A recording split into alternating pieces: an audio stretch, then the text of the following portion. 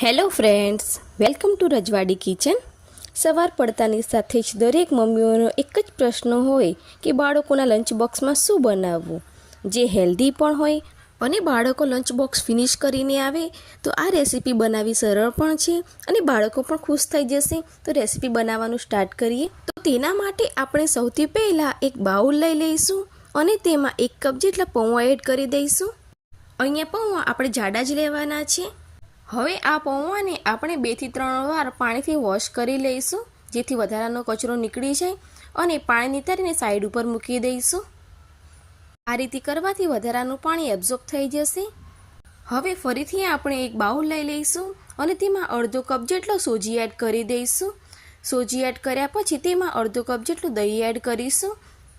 હવે બંનેને સારી રીતે મિક્સ કરી દઈશું. અહીંયા આપણે પાણીનો ઉપયોગ નથી કરવાનો.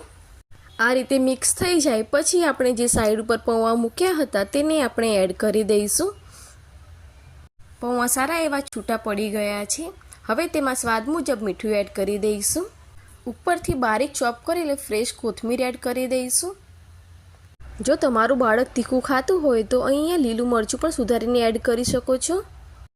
હવે આપણે બધી સામગ્રીને હાથની મદદથી આ રીતે મસળીને મિક્સ કરી દઈશું. અને જે પ્રમાણે આપણે રોટલીનો લોટ બાંધીએ છીએ એ જ રીતે બરાબર મસળીને બાંધી દઈશું. તો સરસ આ રીતે બધું મિક્સ થઈ ગયું છે. હવે હાથમાં થોડું તેલ લગાવીને સરસ એવું ગ્રીસ કરી લઈશું ઉપરથી જેથી હાથમાં ચોંટે નહીં. હવે ફરીથી હાથમાં થોડું તેલ લગાવીને આ રીતે નાના એવા લુવા તૈયાર કરીને આ રીતે થોડું હાથ વડે દાબી દઈશું. આપણે જે રીતે ટિક્કી બનાવીએ છીએ તે ચાકાના લુવા બનાવવાના છે. હવે સ્ટીમરમાં 2 થી 3 ગ્લાસ જેટલું પાણી મૂકીને સ્ટીમ થવા દઈશું. ત્યાં સુધીમાં આવા જાળીવાળા વાસણમાં તેલથી ગ્રીસ કરી લઈશું.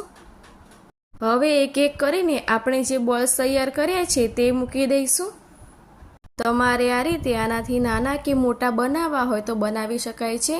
હવે તેને આપણે સ્ટીમ થવા મૂકી દઈશું અને ઢાંકણ ઢાંકી દઈશું. આને 8 થી 10 મિનિટ સુધી સ્ટીમ થવા દઈશું. હવે ચપ્પુની મદદથી આપણે ચેક કરી લઈશું કે બરાબર સ્ટીમ થઈ ગયું છે. ચપ્પુ સાફ નીકળે છે એટલે કે હવે બરાબર બફાઈ ગયા છે. હવે તેને બહાર કાઢીને ઠંડા થાય ત્યાં સુધી વઘાર તૈયાર કરીશું. તો તેના માટે આપણે 1 ચમચી જેટલું તેલ એડ કરીશું. તેલ ગરમ થાય એટલે તેમાં અડધી ચમચી રાઈ, 1 ચમચી તલ, 7 થી 8 મીઠા લીમડાના પાન અને 1 લીલું મરચું નાખીને બરાબર મિક્સ કરી દઈશું.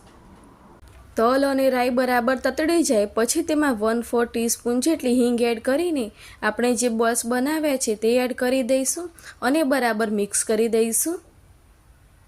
હવે ઉપરથી તેમાં 1 ટીસ્પૂન જેટલા ચીલી ફ્લેક્સ એડ કરીશું અને 1 ટીસ્પૂન જેટલો ઓરેગાનો એડ કરીશું અને બરાબર મિક્સ કરી દઈશું. તો તમે જોઈ શકો છો કે આપણા બોલ્સ એકદમ બનાવવા પણ આસાન છે અને દેખાવમાં પણ ખૂબ જ સરસ લાગી રહ્યા છે. આ લંચ બોક્સની રેસીપી બનાવવી એકદમ ઇઝી છે કારણ કે ઘરમાં જે પણ ઇન્ગ્રેડિયન્ટ્સ પડ્યા હોય તેનાથી આસાનીથી બની પણ જાય છે. હવે તેમાં આપણે ગાર્નિશિંગ માટે ઉપરથી ચોપ કરેલું કોથમીર એડ કરીશું અને હવે તેને 1-8 મિનિટ સુધી બરાબર મિક્સ કરી દેવાનું છે. આ લંચ બોક્સ રેસીપી એકદમ ટેસ્ટી છે અને બાળકોને પણ ખૂબ જ પસંદ આવે છે. આપણે અહીંયા 1 ચમચી તેલનો ઉપયોગ કર્યો છે તેથી ખૂબ જ હેલ્ધી છે. આપણી આ રેસીપી હવે રેડી છે તો તેને આપણે લંચ બોક્સમાં આ રીતે મૂકી દઈશું. આ પૌવા બાઇટ્સને આપણે કેચઅપ, દહીં કે પછી લીલી ચટણી સાથે પણ ખાઈ શકાય છે. આ પૌવા બાઇટ્સ દેખાવમાં જેટલા સરસ દેખાય છે તેટલા ખાવામાં પણ ખૂબ જ ટેસ્ટી છે અને હેલ્ધી પણ છે. તમે પણ આ રેસીપી એકવાર ઘરેથી જરૂરથી ટ્રાય કરજો અને મને ચોક્કસ જણાવજો કે કેવી બની છે અને મારી ચેનલને જરૂરથી સબસ્ક્રાઈબ કરજો.